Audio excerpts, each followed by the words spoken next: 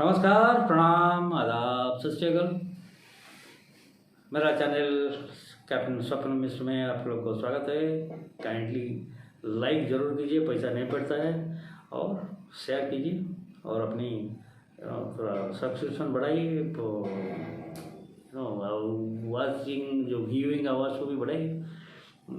इसमें आप मतलब फाइनेंशियली सपोर्ट नहीं करने के बावजूद भी आप इस तरह करके भी मुझे सपोर्ट कर सकते हैं। आप अगर चाहते हैं ये मतलब ये आपके ही चैनल है और चाहते हैं चैनल को मैं काफ़ी इम्प्रूवमेंट करूँ, आगे लेके जाऊँ, तो थोड़ा वो इतना तो कीजिए ताकि मैं थोड़ा जैसे कि एडिटिंग वगैरह मैं जानता नहीं हूँ, कोई एडिटर को हायर करना पड़ेगा, कुछ करना, बहुत सारी चीज़ होता है उसमें। मैं चाहता हूँ, मैं जानता हूँ मेरा ड्रॉबैक क्या है, मैं चाहता हूँ, लेकिन आप लोग की सपोर्ट के बिना मैं कुछ नहीं कर सकता। सिर्फ कंटेंट दे सकता हूँ, कंटेंट के बारे में बोल सकता हूँ।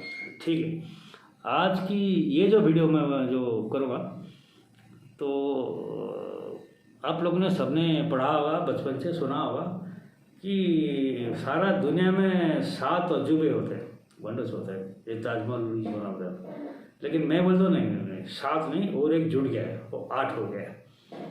वो 8वां कौन है, ये क्या चीज़ है, इसको सारा देश पप्पू का नाम ही जानता है, कोई कोई उसको गधा कहता है।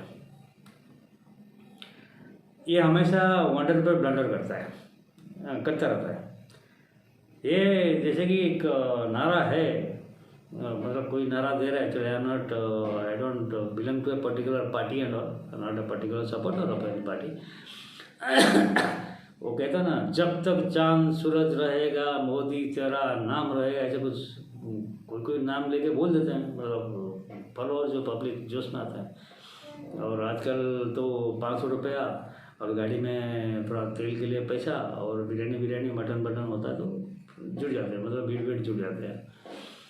लेकिन अभी नारा बदल गया है, जब तक पप्पू जिंदा रहेगा बीजेपी तब तक जीतता रहेगा। मतलब जो राहुल गांधी जी जो है, उनके बारे में बोल रहा हूँ, वो बीजेपी का स्टार प्रचारक है।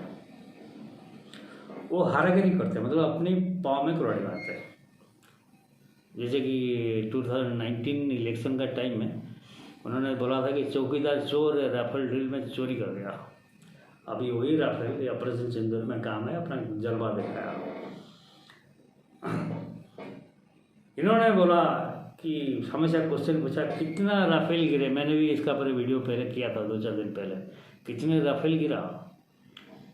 अरे भैया, राफेल क्या, कोई भी एयरक्राफ्ट जहाज जब गिरता है सबसे पहले उसमें आग लग जाता है,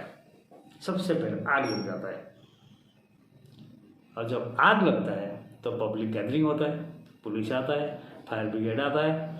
लेकिन किसी ने भी नहीं देखा, कोई सैटेलाइट पिक्चर में कुछ नहीं देखा कितना कोई एयरक्राफ्ट कैसे। एक एयरक्राफ्ट गिरा था, जो फोटो वगैरह है अवेलेबल, मेरे पास है, I have got that photo. वो भी डिस्प्यूट था इंडिया की कि चाइना का, ये पाकिस्तान का देखा तो एक चाइनीज J-10 का JS-10 एयरक्राफ्ट निकला। वो भी थोड़ा डिटेल्स आ गया actually. I got the photos, but मैं आपको शो नहीं करता, मेरे पास वो टेक्निक नहीं है, लेकिन मेरे पास फोटो है। अगली बार कभी दिखाऊंगा कि दूसरा के मोबाइल में उसको फोटो को ये करके फिर आपको शो कर दो क्या है। वही एक जो इंडियन कंट्रोल एरिया में गिरा है। और मैंने पहले भी बताया था कि ऐसा कोई ना तो सैटेलाइट पिक्चर है, ना कोई क्राउड है, ना कोई देखा है। हाँ, ये है कि जब कोई एयरक्राफ्ट एयर डिफेंस सिस्टम के माध्यम से लॉक हो जाता है तो उसको हीट लेना तो मतलब कंपलसरी है, मतलब वो तो हीट लगा ही लगा जब लॉक हो जाता है। तो ये पायलट का बहादुरी है, वो कैसे अपने को मैन्यूवर करता है। एक तो लॉक नहीं होने के लिए कोशिश करता है, क्योंकि उसको भी पता रहता है कहाँ उनका एयर डिफेंस सिस्टम क्या है क्या नहीं है, वो दिख जाता है। दूसरी बात, अगर गलती से लॉक हो गया फिर उसका मैन्यूवर का ऊपर डिपेंड करता है कि वो जो हीट को कहाँ लगेगा, विंग पे लेगा, टेल पे लेगा, फ्रंट पे लेगा, क्या लेगा। तो वो देखता है कि अगर मैं यहीं से यहाँ पर लेता हूँ तो मैं कैसे एयरक्राफ्ट को बचा के जाके लैंड कर सकता हूँ, बाद में रिपेयरिंग होगा तो बाद में होगा। तो ये एक बड़ा ये क्या विषय है। हाँ, अगर कोई एयरक्राफ्ट हीट होके, यदि अगर वो हीट होके क्रैश नहीं हुआ बा क्रैश हुआ, तो कोई एयरबेस में जाके लैंड करके क्रैश हुआ, कुछ हुआ, उसका बारे में अभी किसी को कुछ पता नहीं है। हाँ, ये अपना CDS चौहान सर ने तो सिंगापुर में एक जो ब्लूमबर्ग बोल के लेफ्टिस्ट ये मीडिया है, उसको इंटरव्यू में उन्होंने बोला कि नहीं, वो it is not the question that what I lost and all, but why should I lost, what is the tactical mistake we did, but again we became airborne within 2 days and you have seen what we have done. हम 2 दिन में airborne हो गए। इसका मतलब उन्होंने hint दिया कि we have been hit but we have not lost in a single aircraft, means we have manage to repair, because Rafale आने का, राफेल तो अभी भी है ना इन जगह, तो उसका जो इंजीनियर्स, जो भी फ्रेंच के इंजीनियर्स अभी भी इंडिया में है। हाँ, तो रिपेयरिंग वगैरह उनको पता है, क्या किट वगैरह क्या उनको पता है, वो कर दिया होंगे अगर राफेल हीट होगा तो, नहीं तो सुखोई वगैरह हीट होगा तो इंजीनियर से रेडी 24/7/365 रेडी। तो ये एक संभावना हो सकता है। दूसरी बात, इन्होंने अपनी पाँव में कुल्हाड़ी कैसे मारी है, उन्होंने पता नहीं, कोई एक जो उनको चमचे लोग है, जो जयराम रमेश है, पवन खेड़ा है, कांग्रेस में विद्वान ही बहुत है, लेकिन ये गधा को विद्या कौन देगा, ज्ञान कौन देगा? तो ज्ञान उसको देंगे पवन खेड़ा, जयराम रमेश, सुप्रिया श्रीनेट, यही लोग तो उनको देंगे ना। शशि थरूर क्यों अपनी दिमाग लगा के इस गधे को अंग्रेजी सिखाएगा? हाँ, शशि थरूर ट्रम्प को अंग्रेजी सिखाएगा, लेकिन इसको नहीं सिखाएगा कि कौन ऐसा गधा है, ये सीखेगा नहीं। हाँ, ये सॉरी मैंने साला वाला बोल दिया, फिर साला यूट्यूब वाला भड़क जाएगा। ऐसा लोग फिर मुँह से निकल जाता है ये गधे के लिए, गधा बोल सकता है यूट्यूब के लिए, गधा जो है ये अलाउड है, साला वाला थोड़ा ठीक नहीं है, कोई गाली टाइप हो जाता है। तो उन्होंने बोला कि नरेंद्र सरेंडर बोल के कोई उसको लिख के दे दिया, बोला कि एक सीना टान के बोला, मैंने पूछा, ट्रम्प फोन किया, बोला नरेंद्र सरेंडर, वो सरेंडर हो गया। लेकिन अभी पता चल रहा है कि क्या एक्चुअली खेल हुआ है,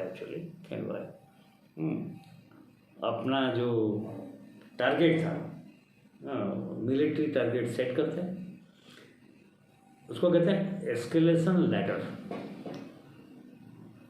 जो सीडीएस जो बोले हैं कि हमने टैक्टिकल मिस्टेक किया है, मैं बताता हूँ क्या है। टैक्टिकल मिस्टेक नहीं किया, वो जरूरी था। जनरली जब कोई स्ट्राइक होता है, वार वगैरह होता है, पहले एयरफोर्स जाके उनका एयर डिफेंस सिस्टम को टोटली डैमेज करता है, जैम करता है, उसके बाद जाके हम स्ट्राइक होता है। लेकिन इस ये में हमने वार पे नहीं गए थे, हमने सिर्फ टेररिस्ट का जो 9 मेजर सेंटर्स है, जैसे मोहम्मद का ये जो लश्करी तोयबा, ये जो 3 मेजर है, उनको उड़ाने के लिए हमारा प्लान था। हमने 25 मिनट में ऑपरेशन किया, 9 सेंटर को उड़ा दिया रात को।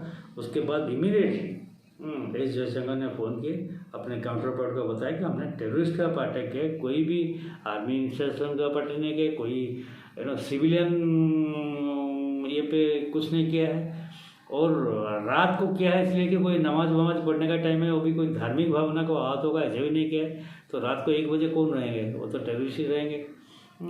तो हमने किया है, अगर तुम उससे आगे बढ़ाओगे तो हम आगे बढ़ेंगे, ओके।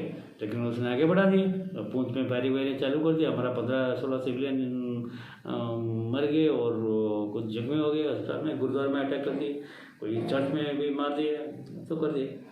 तो फिर इंडिया फिर स्टेप 2 पे गया। स्टेप 2 पे जब गया तो आपने देखा क्या हुआ क्या नहीं है, ठीक है।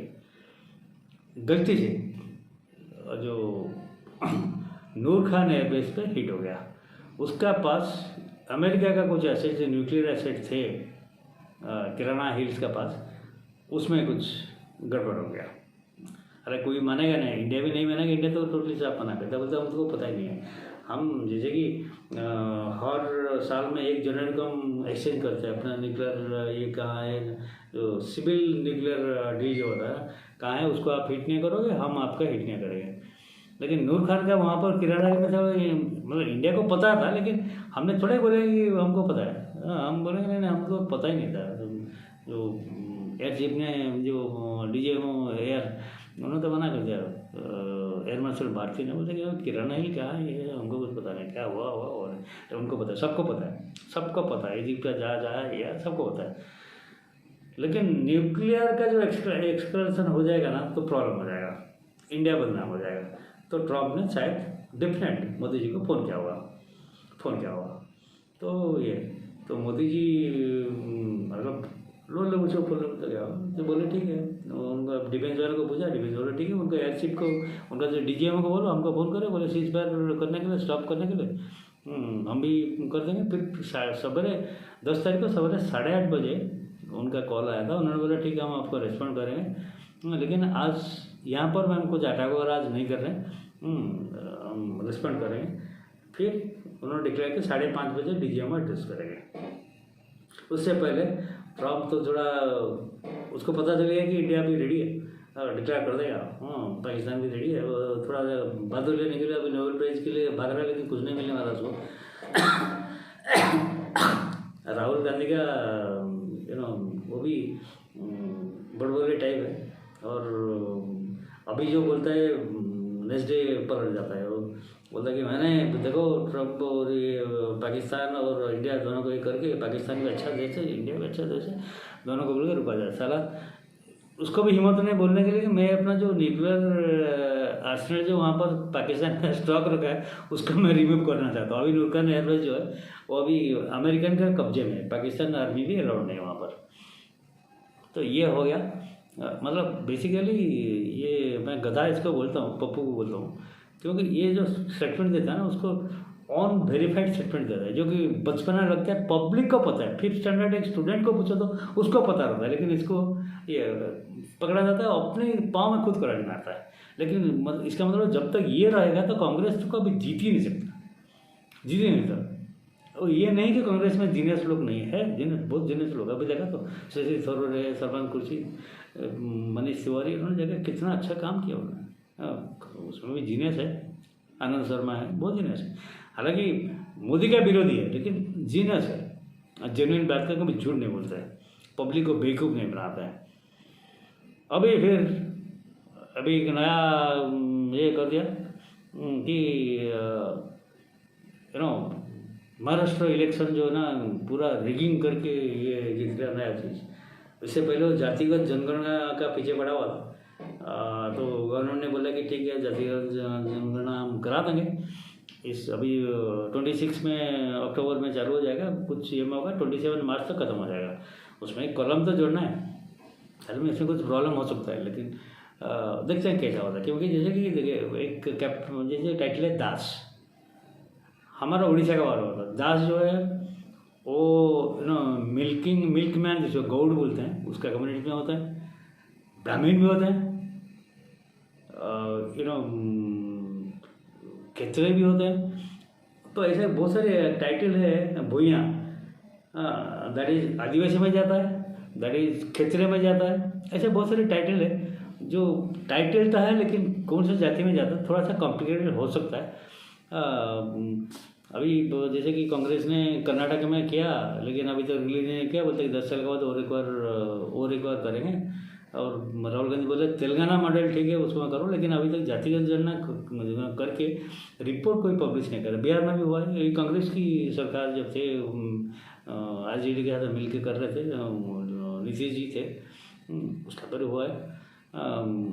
कितना दूर होगा, लेकिन वो काफ़ी हवा में उछल रहा था ना, जैसे कि जातिगत जनना चाहिए, हमको पता है कितना। मिस इंडिया में भी मतलब ये में भी रिजर्वेशन होना चाहिए, और ऑल जो स्पोर्ट्स में भी रिजर्वेशन होना चाहिए, ऐसे बहुत सारी बकवास करता था। तो मोदी जी बोला ठीक है कर दो, क्या फर्क पड़ता है, चला हमारा हाथ से कौन जाएगा, वो एक एक्स्ट्रा कॉलम डालना है और क्या, देखते हैं क्या होता है। तो ये उसका हवा निकल गया। अभी फिर लगा कि महाराष्ट्र इलेक्शन हो गया रिगिंग, और ये तो इलेक्शन कमीशन हो गया पकड़ लिया, बोलते तुमको रिगिंग, तुम जो पब्लिक में बोलो स्टेटमेंट दो उसको लिख के दो ना, क्या क्या ये है, तुम जो पब्लिक में बोलो उसको राइटिंग में दो, हम उसको एड्रेस करेंगे। इलेक्शन में जब बूथ लेवल पे सब पार्टी का एजेंट अपॉइंट होते हैं। लास्ट में जब ईवीएम सील होता है साइन करते हैं, चेक करते हैं वोटर लिस्ट का साथ उसका चेक करते हैं, मैचिंग होता है। हाँ बोला कि वोटर टर्नआउट जो है ना शाम का टाइम बढ़ गया। अरे जब वोटर लाइन पे खड़े हैं तब अगर 5 बजे 6 बजे का तो टाइम है भी वो दरवाज़ा बंद नहीं कर सकते जब तक ख़त्म नहीं होता। और जब थोड़ा सा वेदर ख़राब रहता है, रेन सीजन हो या समर हो, उसमें जनरली वोटर का टर्नआउट जो है इवनिंग में ज़्यादा रहता है। सब शाम को लोग ज़्यादा घर से निकलते हैं, दोपहर को तो कोई नहीं निकलता है, सवेरे कुछ जाते हैं। ये तो स्टैंडर्ड चीज़ है एक्चुअली। तुमको जो ये है मतलब शायद इसको इलेक्शन प्रोसेस कुछ पता नहीं एक्चुअली, पता नहीं है क्या, ये पता होगा नहीं तो हो के भी बदमाशी कर रहा है। तो ना इसका तो आदत है ना, गधा है ना। मतलब पता नहीं नेहरू खानदान में कैसे पैदा हो गया। तो ये उसका जी ब्लंडर का ये मैं और क्या मैं बस आज की पप्पू का खिंचाई यहीं पर मैं ख़त्म करता हूँ, आपसे विदाई लेता हूँ। मैं अगला वीडियो कुछ नए टॉपिक के साथ आऊँगा, फिर परसों हाजिर होगा। नमस्कार अगेन, जय हिंद, जय भारत, वंदे मातरम।